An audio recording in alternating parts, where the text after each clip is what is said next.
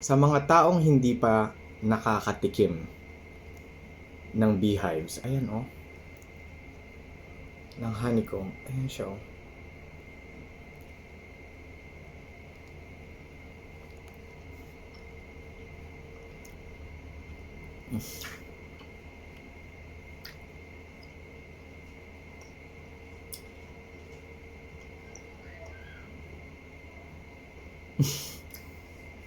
Ang sarap.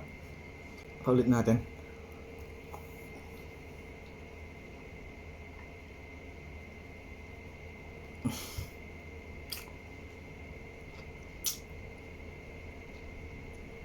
Kaya kong gawin magdamag to. Ayan po siya. Ayan siya oh. Ayan siya.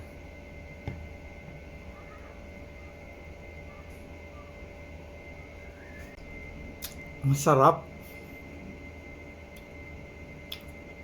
Ano yung mga mata ko oh.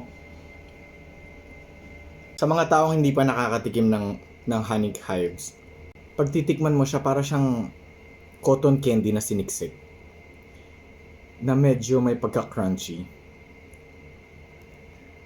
Tapos pag sinubo mo na siya, bigla na lang kakalat yung lasa. Hindi siya yung dahan-dahan na malalasahan mo eh. No? Bigla na lang kakalat yung lasa. Tapos biglang may aftertaste. Malalasahan mo yung nectar ng mga halaman. May mga nagko-comment sa akin, may mga nagme-message sa akin na, "Sir, bakit magkakaiba ang lasa ng honey? Sir, bakit magkakaiba ang kulay ng honey?" No? Magkakaiba ang kulay at ang lasa ng honey. Nakadepende yan sa mga halaman na mga nakapaligid sa mga bubuyog. Magkakaiba ang mga halaman sa kada lugar. For example, iba ang nasa Cordillera region, iba ang nasa area ng Sierra Madre, magkaiba sa Laguna, sa Batangas, sa Quezon Province, ganun din sa Palawan, Bicol region, Visayas at Mindanao. Magkakaiba po yan, no?